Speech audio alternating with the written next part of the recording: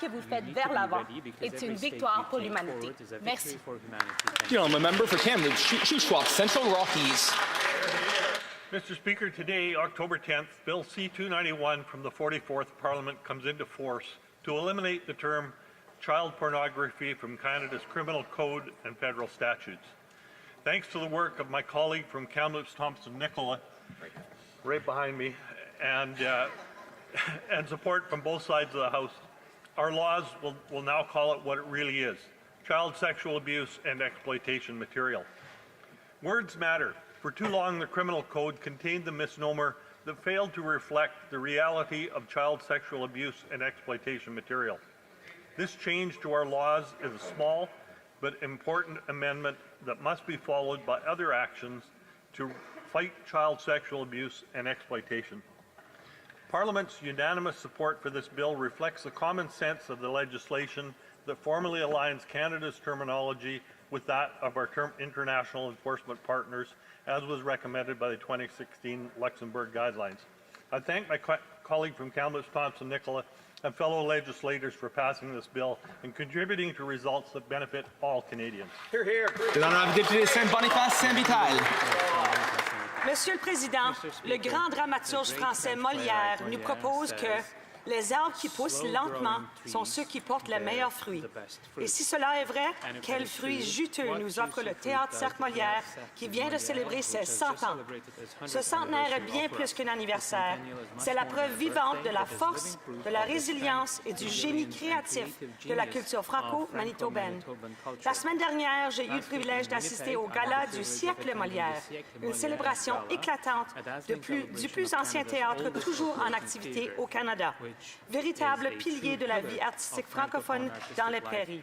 Depuis un siècle, le TCM fait vibrer les scènes, forme des générations d'artistes et fait rayonner nos communautés avec esprit, audace et passion, digne du grand Molière lui-même. Félicitations à toute l'équipe du Cercle Molière pour 100 ans de créativité et de dévouement artistique. Member for Parry Sound, Muskoka. Mr. Speaker, this government's own housing agency reports that mortgage delinquencies are up, but the worst is yet to come. The CMHC estimates that interest rates for homes will continue to climb. There's about 2 million Canadians about to renew their mortgages next year, and they will face new rates 3% higher than even during the pandemic. The housing crisis in this country is quickly becoming a catastrophe under this Liberal government. This Prime Minister's promise was to build, baby, build. But under his government, home starts have stopped in Toronto and Vancouver, and mortgage delinquency rates have skyrocketed. In fact, since 2022, mortgage delinquency rates have shot up 64%, Mr. Speaker. It's no wonder that now 9 in 10 Canadians are worried about housing. This Prime Minister's plan looks an awful lot like the last one's plan. All talk, no action. Canadians need our Conservative plan that will restore affordability, get homes built, and restore the dream of home ownership to Canadians once again. The member for Sydney Glace Bay. Mr. Speaker, in Cape Breton, hockey's more than a game. It's part of who we are. And for almost 40 years, one voice has carried that spirit through Centre 200, and that's Dave LeBlanc. If you've ever been to an Eagles game, you've heard Dave. His voice wasn't just calling goals, it was part of the soundtrack of our community. He's been through every season, every anthem, and every young player's first shift on home ice. Now, after nearly 4 decades, Dave is hanging up the mic. On behalf of the Sydney Glace Bay residents and everyone who's cheered at Centre 200, I want to thank him for being the voice of Cape Breton hockey. Steady, proud, unmistakably one of our own. Congratulations, Dave, and enjoy every bit of your well-deserved retirement. Well said. The member for Aurora Oak Ridges, Richmond Hill. Mr. Speaker, Liberal hug-a-thug policies have created crime and chaos in our communities. After 10 years of reckless Liberal laws, there are 29% more homicides, 76% more sexual assaults, and 330% more incidents of extortion. Mr. Speaker, Canadians deserve to feel safe in their parks, streets, and own homes. After years of Liberal catch-and-release policies, they don't. Countless Canadians are victimized every day in violent attacks, home invasions, and carjackings. In the last 2 weeks in Richmond Hill, 2 brutal executions in broad daylight in once quiet and safe neighborhoods, Mr. Speaker. It shouldn't be this way. Earlier this week, the Liberals had an opportunity to vote with Conservatives to scrap Liberal bail, but they didn't. Mr. Speaker, we need jail, not Liberal bail. Only Conservatives will repeal the disastrous Liberal soft and crime policies and laws and bring safer streets back to our communities. Monsieur le Président, aujourd'hui, je tiens à souligner avec fierté le 45e anniversaire du Centre d'action bénévole de Beauharnois, un pilier de solidarité et de générosité dans notre communauté. Depuis sa fondation, ce centre incarne l'engagement citoyen et le dévouement envers les personnes les plus vulnérables. Grâce à ses bénévoles passionnés et à son équipe dévouée, il offre des services essentiels qui améliorent concrètement la qualité de vie de nos citoyens, que ce soit par l'aide alimentaire, le soutien aux aînés ou l'accompagnement des familles. Le Centre d'action bénévole est un modèle inspirant de bienveillance et d'entraide. Je tiens à remercier chaleureusement tous ceux et celles qui ont contribué à son succès. Votre travail est précieux et votre impact inestimable. J'en profite pour féliciter Louise Lebrun, directrice générale, qui prend aujourd'hui une retraite bien méritée après 32 ans de service. Joyeux 45e anniversaire et longue vie au Centre d'action bénévole de Beauharnois. Order. The Honourable Member for South Shore St. Margaret's. Thank you, Mr. Speaker. Happy World Egg Day, everybody, a celebration that unites people around the globe in honor of one of nature's most perfect foods, the egg. Across Canada, more than 1,200 egg farmers work every day to produce fresh, local, high-quality eggs for families to enjoy year-round. Here in South Shore St. Margaret's, incredible producers like DeLong Farms, a third-generation farm, carry on proud farming traditions, providing nutritious foods while supporting local jobs and sustainable agriculture. With a flock of nearly 40,000 hens, DeLong's Farms has become one of our major wholesalers of eggs in Western Nova Scotia, ensuring that families across our region enjoy nutritious, made in Nova Scotia eggs. As Roger Pellicero, our chair of Egg Farmers of Canada, reminds us, eggs are truly the perfect food, protein-packed and endlessly versatile. Now let's get cracking. The Member for Fundy Royal. This Prime Minister is going to spend millions, if not billions, of taxpayers' dollars to confiscate the property of the good guys, law-abiding firearms owners, instead of going after the bad guys. Liberal laws have actually led to more gun crime.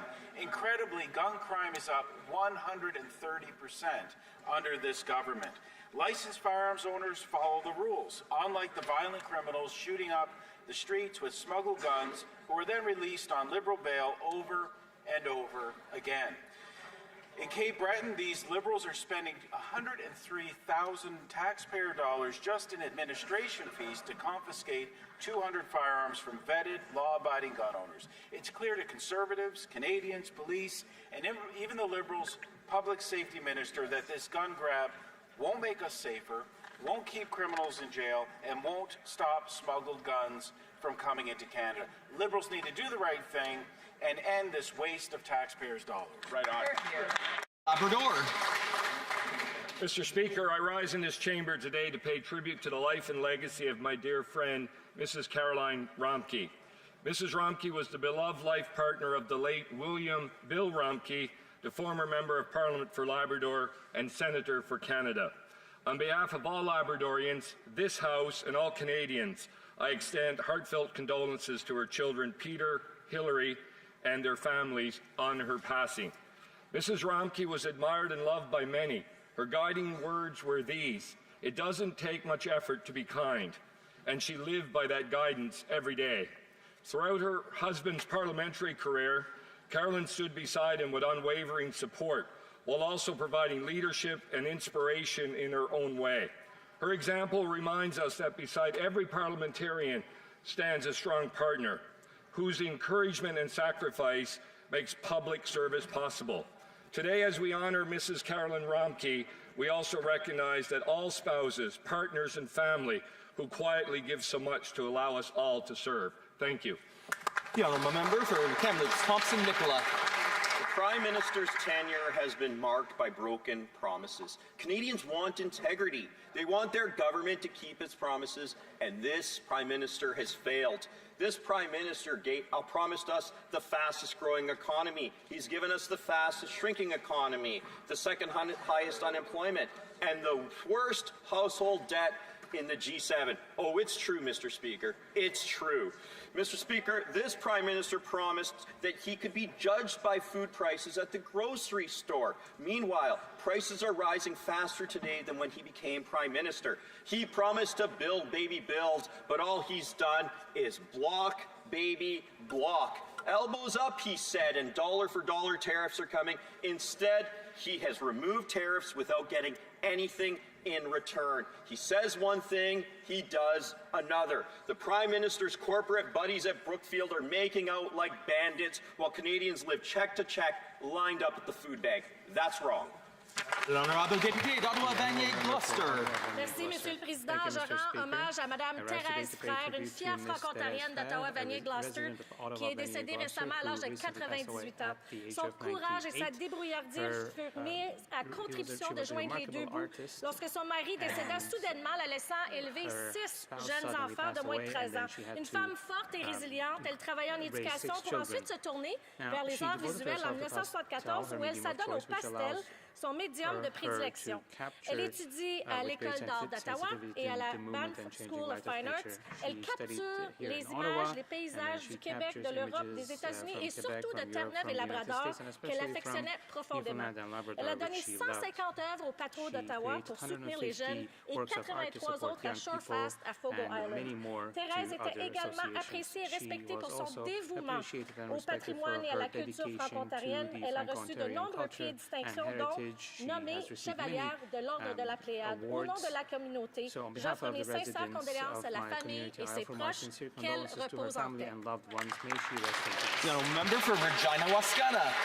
Mr. Speaker, during the election campaign, the Prime Minister promised to build, baby, build. He promised to fast-track nation-building projects. And these projects would be built at a speed not seen in generations. And he said he was committed to building the strongest economy in the G7. Unfortunately, Mr. Speaker, most of us thought he was talking about the Canadian economy, not the United States. When the Prime Minister was in Washington this week, he promised to invest $1 trillion in the American economy. And that's on top of the $500 billion in investment that fled Canada in the last 5 years and the $50 billion that left just this year. Mr. Speaker, Canadians deserve a government that keeps its promises and stands up for Canadian jobs and Canadian investment in the Canadian economy. Member for Fredericton, Oromocto. Thank you, Mr. Speaker. I'd like to take a moment to commemorate the life of a beloved constituent, Ruth Phyllis Kavanaugh. Ruth devoted her life to serving her community. She was a founding member of Fredericton's Transition House in 1980, the province's first shelter for abused women and children. She later took on the important role of coordinator at the Oromocto and Area Food Bank. Under her leadership, the food bank expanded to include clothing and furniture, recognizing that nourishment comes in many forms: warm meals, warm coats, and a place to sit with dignity. Son énergie n'a jamais diminué, même à l'approche de la retraite, à l'âge de 72 ans. Son âme sera ressentie par la communauté dans les années à venir, dans chaque famille qu'elle a aidée, chez chaque bénévole qu'elle a inspiré, et dans chaque moment de gentillesse qui fait résonner son esprit. Her legacy is one of resilience, compassion, and unwavering dedication to her family and community. She will be remembered by many. Thank you. Oral questions. Question orale. The honourable member for Sherwood Park, Fort Saskatchewan. Liberal policies are causing a deepening youth unemployment crisis, leaving the next generation in an increasing state of desperation. Today's unemployment numbers show a further spike in youth unemployment, now up to 14.7% and approaching 500,000 unemployed Canadian youth. Youth unemployment was already at recession levels before these further increases. Liberals promise change, but their broken promises are pushing yet more young people out of work. Do they understand that these unemployment numbers aren't just hurting youth today, but are setting them up for more struggle and pain throughout their lives? The Honourable Parliamentary Secretary, the Secretary of State for Youth. Mr. Speaker, let's talk about those jobs numbers today. Statistics Canada reported that employment has increased by 60,000 jobs. That is 28,000 jobs in manufacturing, 14,000 new jobs in healthcare. 106,000 full-time jobs, Mr. Speaker. We have a plan, we are making progress, and we are going to be there to create good-paying, career-starting jobs for all Canadians. You know, member for Sherwood Park, First Saskatchewan. Mr. Speaker, only an out-of-touch Liberal would try to congratulate themselves when we have a significant increase in youth unemployment in this country. These are the facts. Over 17,000 young people in Ontario alone lost their jobs in the last month. Overall unemployment remains at 17.1% and continues to increase in major cities, including the city where that parliamentary secretary is supposed to represent. How can these Liberals dare try to pat themselves on the back when Statistics Canada today shows even more young people out of work? Very good. The Honourable Parliamentary Secretary. Mr. Speaker, let's deal in facts here. These jobs numbers are for September. At the end of a summer, many youth are actually leaving jobs, going back to school, back to other work. But coming back to what the Liberal government is doing, we're investing $1 billion, for example, in Red Seal trades for apprenticeships. We're investing in work-integrated learning. We're investing in co-ops, Mr. Speaker. But most importantly, we are going to be building the houses and investing in the projects that are going to create tens of thousands of jobs for all Canadians right across the country, beginning with our young people. Member for Sherwood Park, First Saskatchewan. Mr. Speaker, the Parliamentary Secretary said these numbers might reflect young people leaving the workforce to go back to school. That suggests she doesn't actually understand how the unemployment rate is calculated, because the unemployment rate is the percentage of those in the workforce who are trying to work and aren't able to. And the unemployment rate has gone up. It's approaching 15%, approaching 500,000 young people who are unemployed. That's 1 in 7. Mr. Speaker, it's time for the government to stop trying to pat themselves on the back and recognize that this is a crisis for Canadian young people. It's time for them to reverse course. When will they? The Honourable Parliamentary Secretary. Mr. Speaker, the data doesn't lie. In September, we created over 100,000 new full-time jobs in this country. Those are good jobs for all Canadians.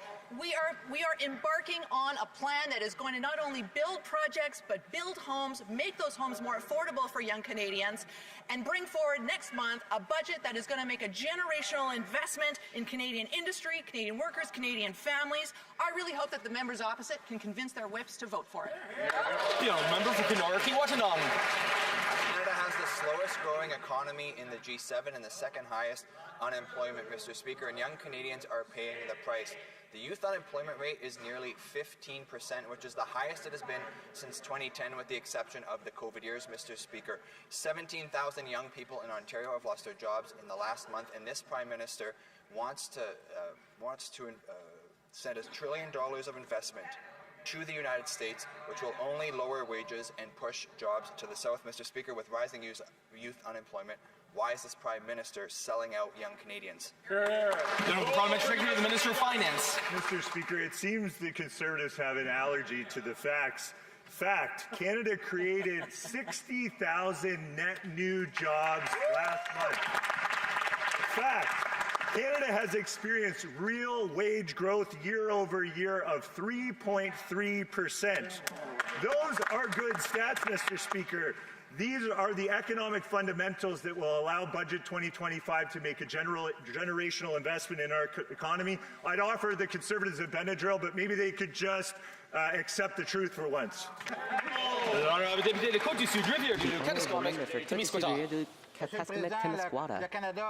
Mr. Speaker, Canada is still seeing the slowest economic growth in the G7 and the second highest unemployment rate. And today, things aren't getting any better. Unemployment has ticked up to 17%, despite all the promises of the Liberals. Cherry on top, the government is now promising to fork over $1 trillion to the United States. Why is the Prime Minister sacrificing our workers to help out the Americans? The Honourable Minister of Public Works. Thank you, Mr. Speaker. It's always interesting to hear Conservatives repeat the same talking points that their leader writes for them, but the facts don't lie. Statistics Canada has just noted 106 new full-time jobs in September alone. This proves that the government is serious. We have a serious plan to grow the Canadian economy unite the Canadian economy and invest in Canada. The honourable member. It's all very well and good to clap your hands, but the reality is that jobs are disappearing in Canada, including in rural areas. People are struggling to pay their bills. Now, the Prime Minister is promising to invest $1 trillion in the United States instead of helping out Canadian workers. Why is the Prime Minister creating jobs in the States instead of in Canada? The Honourable Minister. Monsieur le Président, je pense que c'est fascinant pour n'importe qui regarde la période des questions de voir l'incompréhension de l'économie. It's fascinating for anyone watching the question period to witness the lack of understanding on the part of the Conservatives. Sure, their leader likes writing them little quips and slogans, but on this side of the House, we are working to unite the Canadian economy, invest in our young people so that they have good jobs, invest in housing, build our country. Aujourd'hui, Monsieur le Président, Statistique Canada, c'est 106 000 emplois à temps plein qui ont été créés en septembre seulement. 106,000 jobs created in September alone. The Honourable Member. Mr. Speaker, the conflict with Donald Trump is far from over, yet Ottawa is already leaving our workers behind. On October 11th, Ottawa will be cutting its emergency EI access measures. It will change the unemployment rate beyond which more workers will be able to qualify. It will also begin discriminating between the various classes of workers, to the detriment of seasonal workers, contract workers, and more besides. Yesterday, all of Quebec's central labour bodies told the Liberals to back off. Will they listen to unions and continue to protect our workers? The Honourable Parliamentary Secretary. Mr. Speaker, we support the retirement security of healthcare workers. We are also investing in training and unions. We are building major projects. We are creating tens and thousands of quality jobs across the country for workers. Our government will continue to support unions and unionized workers. The Honourable Member for Kawawashikamash-Natasanen. Mr. Speaker, the same Prime Minister that came back from Washington empty-handed cannot now abandon workers as though the trade war was over. All of Quebec's central labour bodies are asking Ottawa to keep up its emergency employment insurance access measures. They also note that had Liberals reformed the EI system 10 years ago, as they promised, we would not need emergency measures today. Our workers deserve a trustworthy framework, but at least in the short term, will Ottawa back off from its October 11th cuts? The Honourable Parliamentary Secretary. Speaker, we continue to invest in our workers right across the board and in making EI easier to access. In addition to that, we're investing in all sorts of union training and skilled trades, building major projects in new homes, and creating tens of thousands of good jobs right across the country. Our government is going to continue to stand with workers, make sure that they have access to the programs that are going to support them through these volatile times. I hope the members are on board with that. The Honourable Member for Beauharnois-Salaberry, who launched Huntingdon. Mr. Speaker, clearance rack drivers constitute a public danger. Sure, Ottawa is tightening up tax laws applied to trucking businesses. We agree with that. It's a good first step. But one step is not enough when people are dying on our roads, and Quebec is launching a public inquiry. Temporary immigrants should not be allowed to incorporate. Traffic officers should be better equipped. There should be automatic audits. And that's just the beginning. When will Ottawa finally use all the powers at its disposal to end this trend of clearance rack drivers? The Honourable Parliamentary Secretary. Thank you, Mr. Speaker. As my colleague across the way knows, licensing is up to the provinces, so it's up to provinces to impose measures. We believe in standing by drivers and truckers who deserve good wages. We will expect the laws to be respected. Over 1,000 inspections and awareness activities have been carried out since 2023. Our priority is to ensure safety on the roads. Member for Lethbridge. Here's what we know. We know that every dollar that this Prime Minister spends, it drives up inflation, which increases the cost of living for Canadians. He said he'd be judged by the prices at the grocery store. Well, the report card is in, and it's a big F, failure. I'm talking about Susie in my riding. She's a senior, and she's finding it difficult to be able to afford both rent and groceries. She's worked hard her entire life to make a go of it, and she's been rather successful until now. Now she's in this position where she's actually having to choose to skip meals in order to be able to pay her rent. That's not right. We live in Canada. It's the richest country, one of the richest countries in the world. Why is it that under this government, people like Susie are struggling so much? The Honourable Parliamentary Secretary to the Minister of Finance. I have good news for Susie and that member's riding, and good news for all Canadians. This morning, our Prime Minister announced a package of more affordability measures, including an extension and making a permanence of the National School Food Program, which is great news for all Canadians. This is a program that feeds 400,000 more kids per year. I know the member opposite has voted against this program in the past, but I can't understand how she can stand up here and try to lecture the Liberal Party on standing up for Canadians on affordability. The Honourable Member for Lethbridge.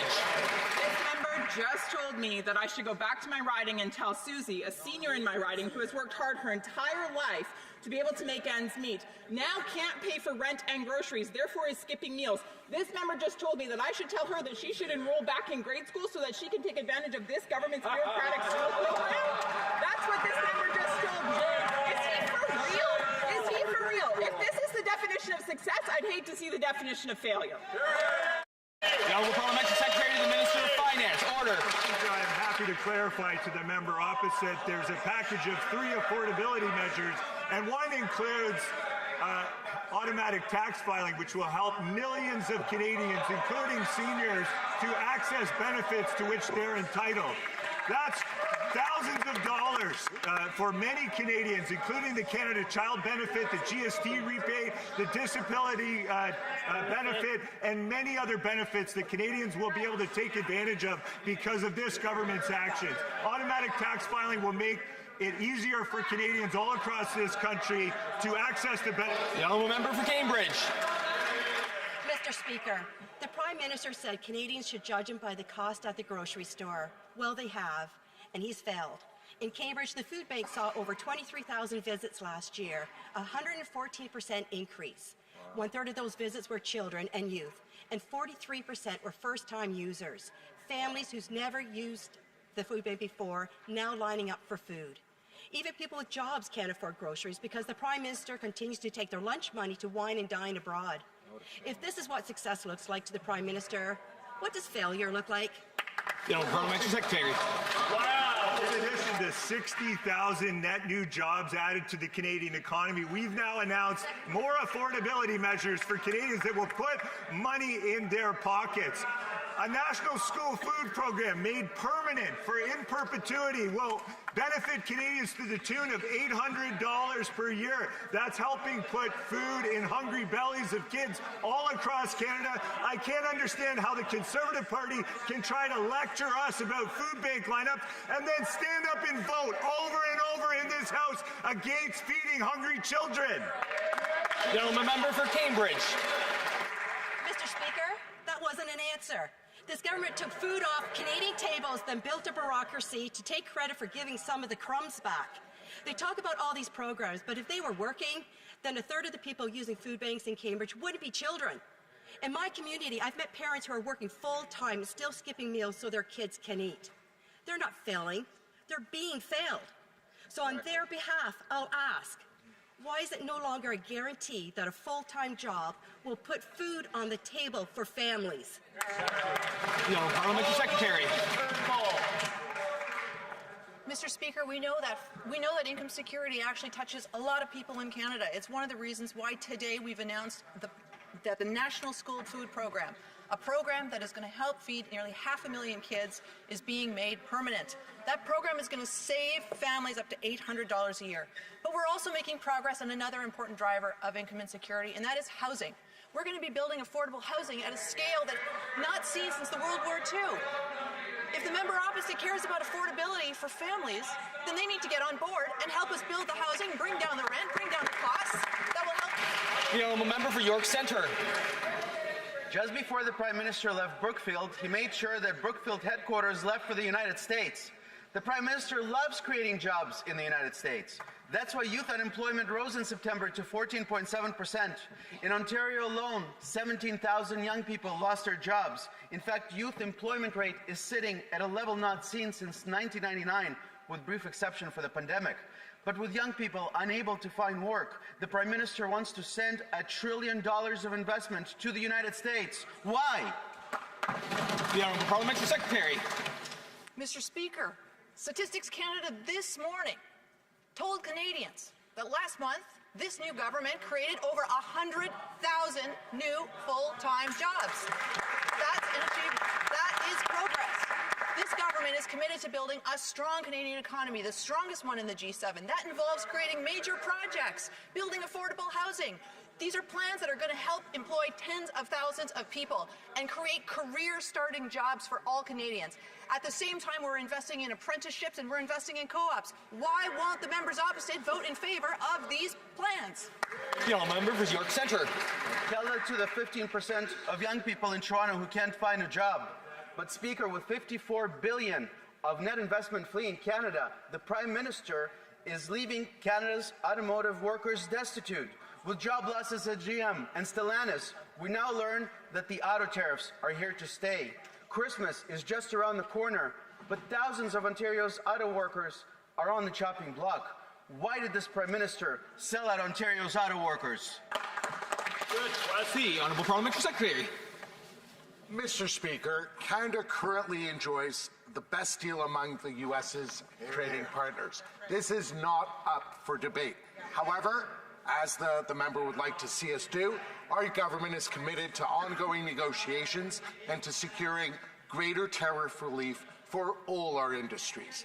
We are laser focused on protecting Canadian businesses and Canadian workers. Trade discussions are ongoing and we will not apologize for it. Thank you. Member again, Central Rockies. Mr. Speaker, Canadians wouldn't need food banks except for failed Liberal policies. Year over year, youth employment is up 1.2%. BC's forestry workers are worried they may be next. Almost 10 years ago, the Foreign Affairs Minister was to come up with a framework within 100 days. And this new Prime Minister promised, quote, to negotiate a win. Instead, softwood lumber tariffs have doubled. Why won't the PM fight for Canadian lumber mills and the families and jobs that they create? The Honourable Parliamentary Secretary to the Minister of Energy. Mr. Speaker, we've announced amazing programs to help the forest industry. And we have $700 million to help them in liquidity. We have $500 million to help them with the transformation, and $50 million to help our workers in the industry. We will not rest until we help all of our industry affected by tariff. Thank you, Mr. Speaker. Monsieur le Président, les Gaspésiens sont abandonnés par Via Rail qui refuse de rétablir ses services chez nous, même s'il reçoit 1,3 milliard d'aides fédérales, notamment pour offrir des liaisons régionales. Et même si Québec a investi 355 millions de dollars pour réparer le rail qui a été remis à neuf jusqu'à Port-Daniel. Via Rail, donc, encaisse l'argent d'Ottawa pour servir les régions, mais refuse de fournir le service et de remplir son devoir envers les Gaspésiens. Le gouvernement va-t-il interpeller Via Rail pour qu'il rétablisse ses services entre Matapédia et Port-Daniel dans les meilleurs délais? Thank you for that question.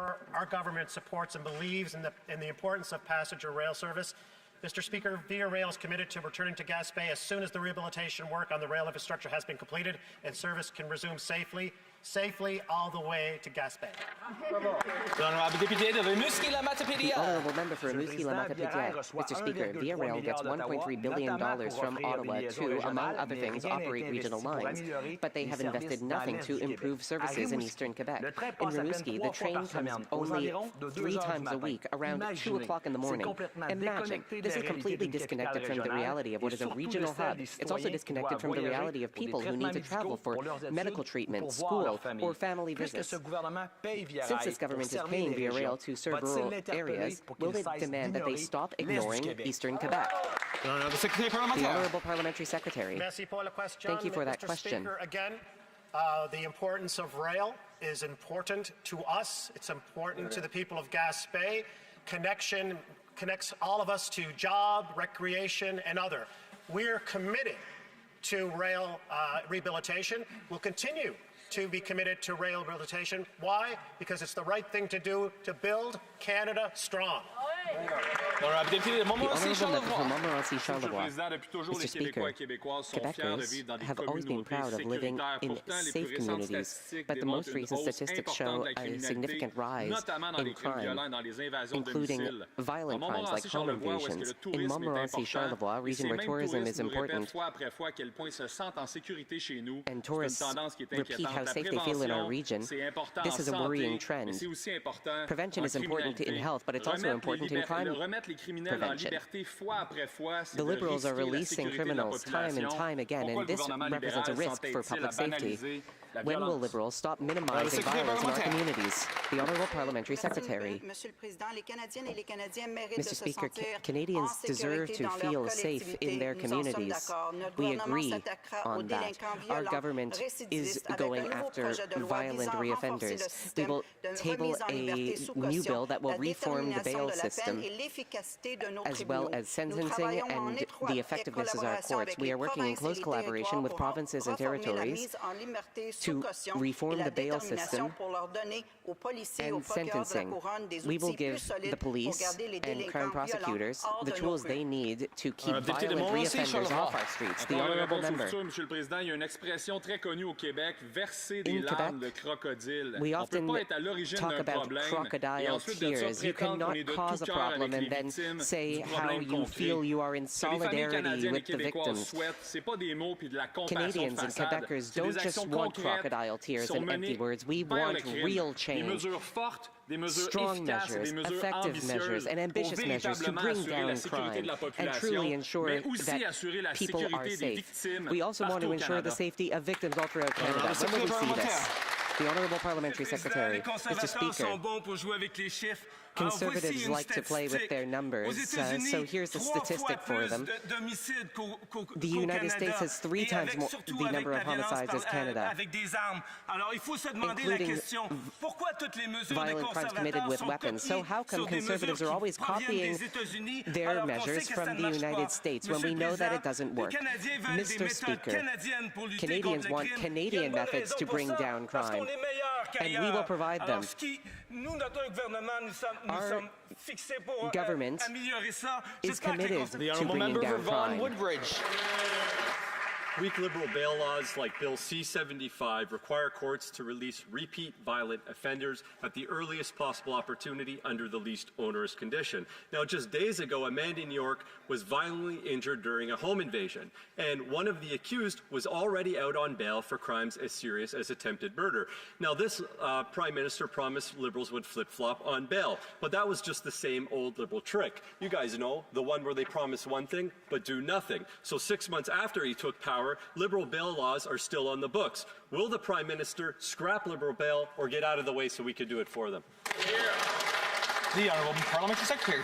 Mr. Speaker, I think it's time for a quick criminal law lesson for the member opposite. As they know, Canada follows common law rules, and so the principle of restraint that they keep citing was already law way before C-75, as confirmed by the Supreme Court in the case of Antic 2017. In our laws, it is clear that an accused person may be denied bail when detention is necessary for the protection of the safety of the public. That's Section 515, Paragraph 10 of the Criminal Code. I don't have my code with me here today, but I'll be happy to email the article to my colleague. You know, a member for Vaughan Woodbridge. We'll take no lessons from the Liberals on bail reform when, because of their laws in places like Vancouver, you had the same 40 criminals arrested 6,000 times in 1 year. Now, while the Liberals claim they're consulting on bail reform, but Canadians aren't waiting for meetings. They need action now. Since weak Liberal laws have been put on the books, violent crime is up 50%. Innocent people are dying. Bailey McCourt was murdered just hours after her abuser was released on bail. How many more victims will it take? Now, will the Prime Minister do the right thing, scrap Liberal bail, stop obstructing, or get out of the way so we can do it for them? The Honourable Parliamentary Secretary. Mr. Speaker, Speaker, I've risen already before, and the party opposite says for them to do the work. Let them do the work. These Conservatives have adopted 6 crime bills during their time in government, and every single one of them was struck down by the Supreme Court, Mr. Speaker, including the most recent one in 2023 in the Hills decision. The member opposite should do his homework and get informed. Mr. Speaker, let me assure this House that on this side of the House, we are working on serious bail reform in collaboration with the provinces and the territories and law enforcement. It will be fully constitutional on repeat violent offenders. This is the kind of leadership. The honourable member for Richmond Centre, Marpole.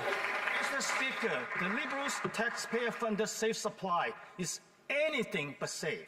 In British Columbia, these drugs are flooding the black market, funding organized crime, and feeding the very addiction crisis they claim to solve.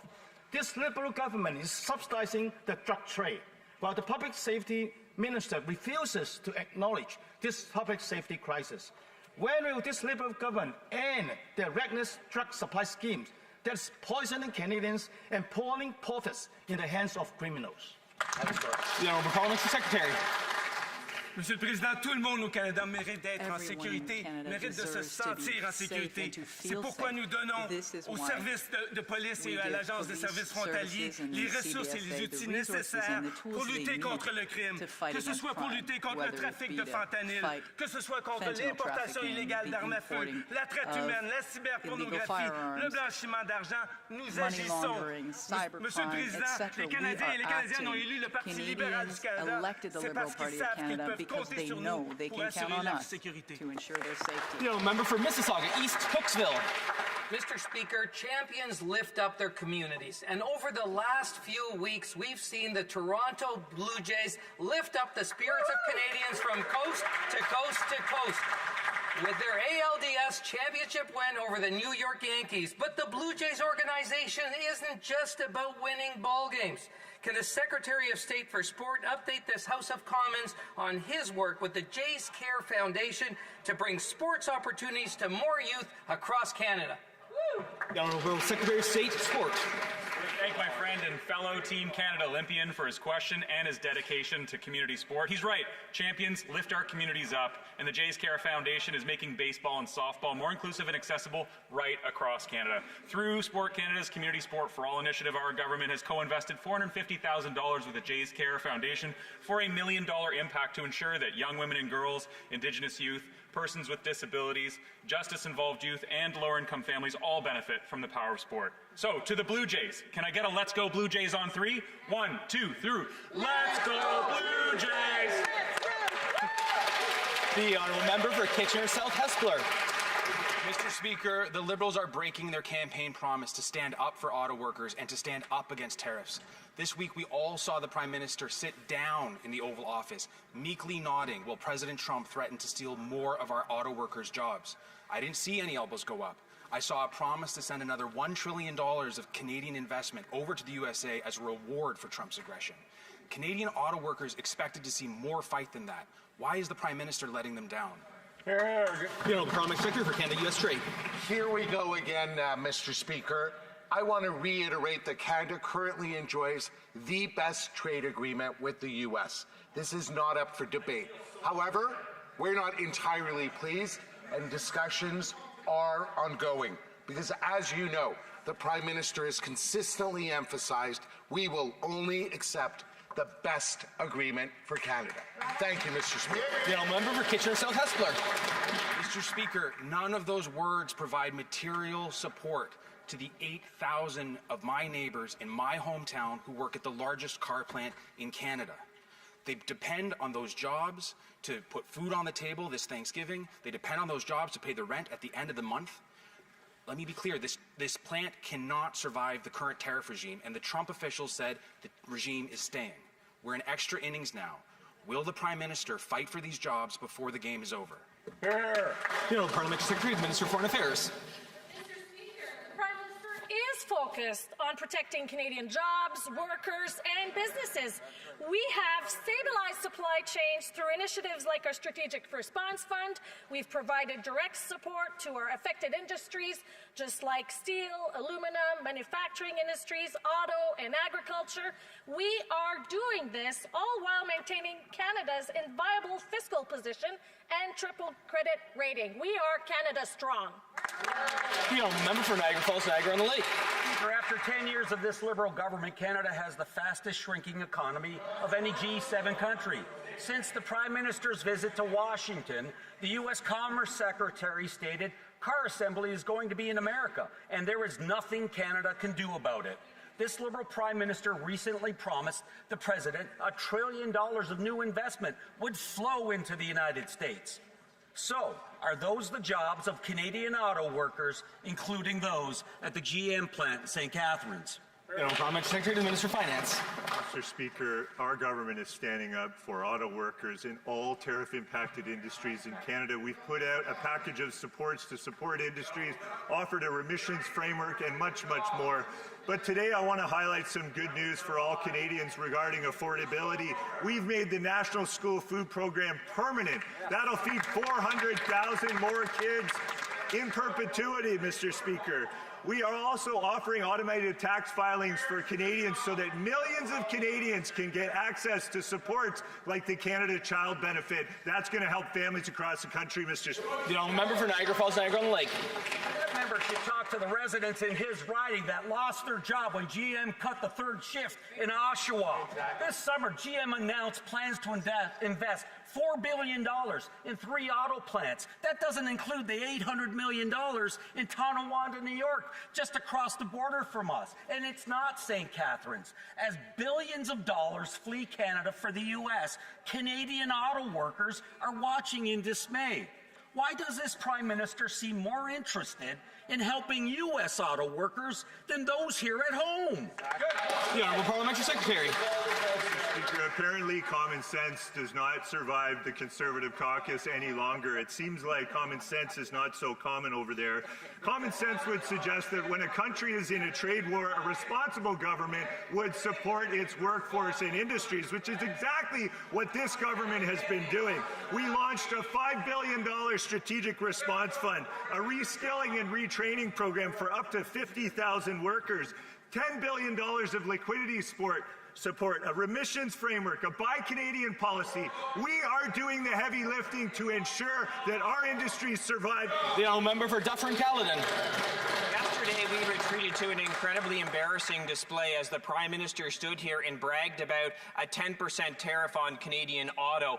I had the privilege of meeting with Unifor auto workers earlier this week, and they told me a 10% tariff on auto will mean the end of the Canadian auto industry. So either the Prime Minister is unbelievably uninformed about what will hurt the auto industry, or he actually doesn't care when President Trump says he wants to take the auto sector. Is that why the Prime Minister is going to send $1 billion of investment to the United States so they can build more auto jobs for the Americans? Good question.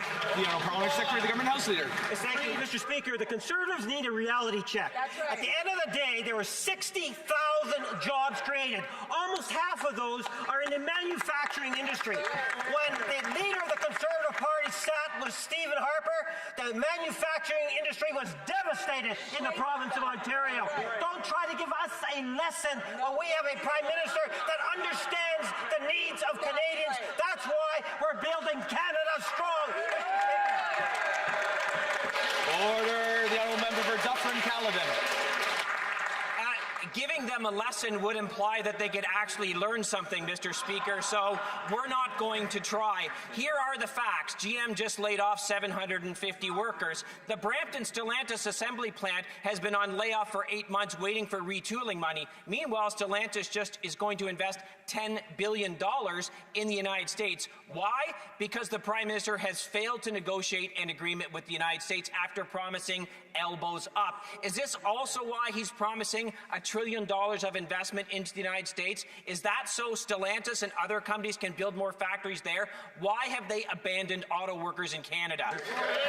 The Honourable Parliamentary Secretary to the Government House Leader. Mr. Speaker, Speaker, here are the facts. While the Conservatives go around telling people that Canada is broken when Canada is the best place in the world to call home, here are the facts. We have a Prime Minister that is committed to major developments, 5 major projects, $60 billion worth of investments. All regions of Canada, we're building Canada strong, and we're going to wait till we can get the best deal for Canadians. We're not on the Conservative agenda, we're on the Canadians' agenda, and that means materializing and building our country, Mr. Speaker. The honourable member for North Island, Powell River. Mr. Speaker, the coastal forest industry is in crisis. Harvest volumes have been cut in half. 9 mills have closed, and thousands of hardworking Canadians have lost their jobs. And what the people want to know is, where is the federal government? The PM promised to, quote, negotiate a win with the United States. Instead, lumber tariffs have doubled since he became Prime Minister. Meanwhile, permitting and legal issues have only gotten worse. How many more forestry workers across BC have to lose their jobs until this Liberal government comes up with a plan that actually works? The Honourable Parliamentary Secretary. Well, Mr. Speaker, the Canadian government is right there with Canadian workers and affected Canadian communities. We've announced $50 million in supports for workers, $700 million in liquidity support, and $500 million to innovate both products and markets. We are more than happy to work with the members opposite if they have ideas to continue to support the forestry sector, but we haven't heard any, Mr. Speaker. The member for North Island, Powell River. We're one pulp mill closure away from the total collapse of coastal forestry. That is a quote from Kermit Dahl, the mayor of Campbell River, articulating just how dire the situation has become. On Vancouver Island, every single mill is running at reduced capacity due to lack of fiber and crippling tariffs. Tariffs that this Prime Minister promised to have removed by July 21st. Instead, they have increased by 100%. What does the Prime Minister have to say to the thousands of Canadian forestry families he's selling out by not keeping his word? The Honourable Parliamentary Secretary, the Minister of Energy. Mr. Speaker, we've been clear that the U.S. tariff on Canadian softwood lumber are absolutely unjustified, and we're working at every level to resolve the softwood lumber dispute. I've got 40 years of experience in business, and never, ever do I negotiate in public. That's what our Prime Minister is doing to support all of our workers. Thank you very much, Mr. Speaker. Member for Vernon Lake Country, Monashee. Mr. Speaker, has the Prime Minister ever had to have to choose between buying groceries and paying the rent? Has he ever felt the panic of not knowing how to make it till the end of the month? That's the reality for thousands of BC forestry workers this winter, while he jets around the world handing out jobs to his wealthy friends and making concessions to the Americans. He bragged that his elbows would stand up to Trump, but Canadians are worse than ever since his elbows arrived. So I have to ask, how many BC lumber workers will lose their jobs because of this Prime Minister's failures, and why won't he fight for Canadian families? The Parliamentary Secretary to the Minister of Energy. Well, Mr. Speaker, the Prime Minister is going across the world finding new trade deals and new markets for Canadian products, including forestry products. This is part of a diversification effort that is backed by $500 million that is going to support new markets and new innovations. We've got supports for workers, $50 million. We've got liquidity support, $700 million. And we want to work with people to find more and do more, but we haven't heard any ideas from the opposition here. So I'd welcome them at any time. Member for Prescott, Russell, Cumberland. Monsieur le Président, les Canadiennes et les Canadiens ont choisi ce nouveau gouvernement libéral pour réduire les coûts. C'est en investissant dans les familles qu'on les aide à aller de l'avant et non avec l'approche du Parti conservateur visant à retirer les prestations. Peut la secrétaire parlementaire nous dire comment nous y parvenons? Secrétaire parlementaire. Je tiens à remercier ma collègue de Prescott Russell Cumberland pour sa question. Bonne nouvelle, Monsieur le Président. Votre nouveau gouvernement rend permanent le Programme national d'alimentation scolaire. Cela permettra l'accès aux aliments nutritifs dont tous les élèves ont besoin pour apprendre. Ainsi qu'aux familles d'économiser environ $800 par année sur leur panier d'épicerie. Nous réduisons les coûts pour les familles afin que les enfants puissent s'épanouir et que les parents and parents can get ahead. The Honourable Member for Okanagan Lake West, South Kelowna. The controversial billion-dollar loan to BC Ferries continues to take on water, thanks to a Czech News exclusive that shreds the bogus talking points that these ferries could not be built in Canada. We know that BC Ferries was presented a report that showed that Canadian shipyards could build these new vessels, creating thousands of jobs, billions in economic growth, and pride in Canada's craftsmanship. Shamefully, they rejected this Made in Canada option and instead went to communist China. With so many Canadian workers at the food bank, remind us again, why is the Prime Minister continually selling us out? Thank you very much, Mr. Speaker. We've expressed our disappointment with how this process went on. We were not part, this is a Crown corporation, we were not part. However, I will tell you what we did, Mr. Speaker. We did sell a policy, buy Canadian. We are encouraging all of Canadian procurement to buy Canadian. We've also launched the Defence Procurement Agency to encourage our companies. We are building Canada with Canadian workers, with Canadian material. This is how we're building a Canadian strong economy, not by peddling slogans. Thank you, Mr. Speaker. Member for Okanagan, Lake West, South Kelowna. They are cutting checks to China, Mr. Speaker. The Liberals can pretend that this was all BC Ferries' sole decision, but it was this government that created the Canadian Infrastructure Bank, filled it with billions of taxpayer dollars, allowed the loan to go forward with no questions asked.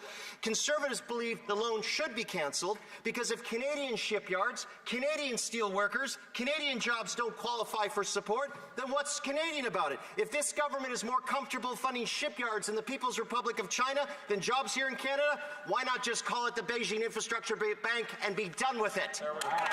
The Honourable Parliamentary Secretary. Thank you, Mr. Speaker. Once again, the opposition is showing how they just want here to divide Canadian. We have stood, we're standing by Canadian worker, we're standing by Canadian industry, we are investing, we launched Build Canada Home in order to build Canada affordable home. Last time Conservatives were in power, they lost 800,000 affordable homes. So please do not give us a lesson about affordability. You lost 800,000 affordable homes. They lost 800, and they built six affordable homes, Mr. So do not give us a lesson. Again, address the comments of the chair. The honourable member for Surrey Moose Mountain. Mr. Speaker, canola isn't just a prairie success story. It's a national powerhouse, bigger than our steel, aluminum, and auto sectors combined. Yet while unfair Chinese tariffs continue to crush the canola sector, this Liberal government, they're silent. Not a word, not a plan, not a single success. When will the Liberals stop abandoning Canadian farmers and finally, for once, stand up for the good people who feed this country? The Honourable Parliamentary Secretary, Minister of Agriculture. Thank you, Mr. Speaker. The canola is one of the best in the world, the best product, and China's tariffs are completely unfair. As we are resolving this trade dispute, Mr. Speaker, we are there to support our farmers with programs to support them. We have announced $370 million in support, and we have also changed the regulation to allow more biofuel in this country that will use the product from our canola producers. Thank you, Mr. Speaker. The honourable member for Port Moody, Coquitlam. Mr. Speaker, the world is changing. Global challenges are on the rise, and we are witnessing profound shifts affecting peace, prosperity, and cooperation around the world. The United Nations recently turned 80, and leaders from around the globe convened in New York for the General Assembly's high-level week. Could the Secretary of State for International Development update the House on the overall outlook at the UN and the discussions that he participated in? The Honourable Secretary of State International Development. Canada has built a strong and enduring reputation as a trusted partner in international development. For over 50 years, we have fought poverty, hunger, and disease, and have been a consistent champion for human rights, dignity, and equality. At the UN General Assembly, one thing that stood out loud and clear was the deep trust our allies and partners place in our country as one that always stands ready to support shared action on global challenges. At a time when the rules-based order is coming under strain, many are looking to Canada as a clear voice for shared progress and cooperation. Thank you. Honourable member for Lanark Frontenac. Thank you, Mr. Speaker. Mr. Speaker, if you install automated external defibrillators, or AEDs, in police cars, To be used when the police are the first on the scene at a 911 call for a heart attack, you can save a lot of lives. Municipal police across Canada have been saving lives with AEDs for years. RCMP officers are already trained how to use AEDs. Equipping all RCMP vehicles nationwide with AEDs would save upwards of 300 lives per year. Therefore, after 10 years in government, why haven't the Liberals installed AEDs in all RCMP cruisers? The Honourable Parliamentary Secretary, the Minister of Public Safety. Monsieur le Président, c'est une option qui a été déjà regardée, qui est tout à fait valable. Ça implique des coûts, ça implique l'organisation avec les organisations locales, les forces de l'ordre policières. Il y a déjà dans plusieurs provinces des programmes similaires qui font de bons résultats. Nous pouvons attester que la défibrillation électrique est une mesure efficace pour sauver des vies. The Honourable Member for Vancouver Kingsway. Thank you, Mr. Speaker. September's job numbers are out, and it's more bad news. Unemployment remains at a 10-year high, and the situation is getting worse for young people who face the highest unemployment rate since 2010. 1 in 6 youth are out of work, with many more underemployed and unable to gain experience in their chosen careers. This is not only unfair to them, it's damaging our economy as their skills and talents go untapped. What is this government doing to address this unprecedented jobs crisis, especially for young Canadians? The Honourable Parliamentary Secretary. Mr. Speaker, today's job numbers are actually good for Canadians. They show that there are 60,000 net new jobs, 100,000 new jobs in full-time work, and over 28,000 new jobs in manufacturing. This government is squarely focused on young people and making sure that we're going to have good career-building jobs for the future. That's why we are making major investments right now in major projects right across the country, building homes at a scale we haven't seen since World War II. These are the type of initiatives that are going to create tens of thousands of good jobs for Canadians going forward. Thank you. Member for Vancouver Kingsway. Well, higher unemployment for young people is not good news. Yesterday I met with the Elbows Up for Climate Coalition, a national group of mayors calling for federal investments to prevent and mitigate the ravages of climate change. They explained the real costs of failing to do so, including catastrophic destruction in places like Jasper, to the high cost of food due to crop failure and drought. Folks can't get insurance and they need help to retrofit their homes. Will this government help their communities take action on the climate and put young people to work through the NDP's Youth Climate Corps? The Honourable Parliamentary Secretary, the Minister of Environment and Climate Change. Thank you, Mr. Speaker. And every time I come out here, I talk to the last two people I talk to are my children, 17 and 14, and I think about their future. And I know this Liberal government has a strong message that we want to fight, protect, and build Canada strong while protecting our environment. And that's the commitment I have for them. That's commitment this side has for all children and youth right across this country. That this country will be one that's even better and brighter for them to inherit in this generation and next generation. Thank you, Mr. Speaker. Order, and that concludes question period for today. Routine business. The Honourable Member for Sherwood Park, Fort Saskatchewan, on a point of order. Mr. Speaker, thank you. During question period, the Parliamentary Secretary claimed that the jobs numbers were good news for young people. And actually, they show a significant increase. I would like to request the permission of the House to table the actual jobs report. I'll just indicate that there's already clearly not unanimous consent. Seeing no more points of order, we'll carry on with routine proceedings. Dépôt de... Happy Thanksgiving as well. Dépôt de documents. Tabling of documents. Dépôt de projet de loi émanant du gouvernement. Government bills. Statements by ministers. Reports from interparliamentary committees. Dépôt de projet de loi émanant des députés. Presenting reports from committees. First reading of Senate public bills. Mr. Hussein, seconded by Mr. Lamoureux, moves that Bill S-227, an act respecting Arab Heritage Month, be now read a first time. The Honourable Member for York South-Weston Etobicoke. Thank you very much, Mr. Speaker. I rise today to introduce Bill S-227, an act respecting Arab Heritage Month. If passed, this bill would designate April of every year as Arab Heritage Month across Canada. I want to thank Senator Mohammed Al-Zaibak for reintroducing this important bill in the other place, and I want to thank the member for Winnipeg North Centre for seconding it, and the member for Ottawa South who first introduced it in this House during the 44th Parliament, where it passed unanimously on March 8, 2023 before unfortunately dying on the order paper in the other place. Mr. Speaker, the Arab world spans 22 nations from the Arabian Gulf to the Atlantic Ocean, diverse in geography, climate, and culture, yet united by shared traditions and the Arabic language. The first recorded Arab immigrant to Canada, Ibrahim Abu Nadar, of Lebanese origin, arrived in Montreal in 1882. Today, over 1 million Canadians proudly trace their roots to the Arab world. I urge all colleagues to support this bill, and by supporting Bill S-227, we affirm that Arab Canadians are an olive branch on the Canadian family tree. Let us come together to ensure that Arab Heritage Month becomes a permanent fixture in our national calendar. Thank you and shukran. This motion is deemed adopted. First reading of this bill, première lecture de ce projet de loi. When shall the bill be read a second time? At the next sitting of the House. Motions. Presenting petitions. Présentation de pétitions.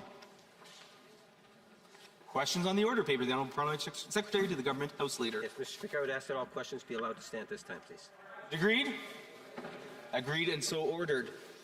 And I see the Honourable Parliamentary Secretary is rising on a point of order. Yes, Mr. Speaker, I suspect that if you were to canvass the House, you would find unanimous consent at this time to call it 2:30. Agreed. Is it agreed? Agreed and so ordered. It being 2:30, the House stands adjourned until Monday, October 20th, 2025 at 11 a.m. pursuant to Standing Orders 28.2 and 24.1. And I'll just take a moment to wish everyone a very happy Thanksgiving and all the best to all members and their families.